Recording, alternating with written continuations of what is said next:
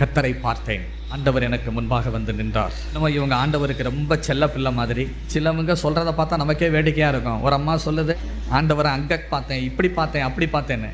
எனக்கு என்ன தோணுதுன்னா, நியாயப்படி ஆண்டவர் தன்னை வெளிப்படுத்துகிறதா இருந்தால் தங்களுடைய உடலையும் உயிரையும் உடைமைகளையும் துச்சமென மதித்து எல்லாத்தையும் பறிகொடுத்து விட்டு நிர்கதியாக நிற்கின்ற பொந்து, கலாத்தியா, கப்பத்தோக்கியா, ஆசியா, பித்தினியா போன்ற தேசங்களிலே சிதறி இருக்கிற இந்த நாடோடிகளான பரதேசிகளான கிறிஸ்தவர்களுக்கு தன்னை வெளிப்படுத்தி அவர்களை தைரியப்படுத்தி இருக்க வேண்டும். இதை செய்யாத ஆண்டவர் சொகுசு காரில் பயணம் பண்ணும்போது ஆடம்பரத்தில் உழந்து கொண்டிருக்கிற இவர்களுக்கு தரிசனமாகிறார் என்றால் இப்படி ஒரு தெய்வம் நமக்கு வேணுமாங்கிறேன். நான் இவங்களுக்கு ஆண்டவர் காண்பிக்கவில்லை. அதனால தான் பேதுரு எழுதுறாரு, நீங்கள் அவரை காணாதிருந்தும் அவரிடத்தில் அன்பு கூறுகிறீர்கள். நம்ம யாரும் அவரை இதுவரைக்கும் பார்த்ததில்லை, ஆனால் அவர் மேலே நம்ம வச்சிருக்கிற அன்பு துளியும் குறையலை.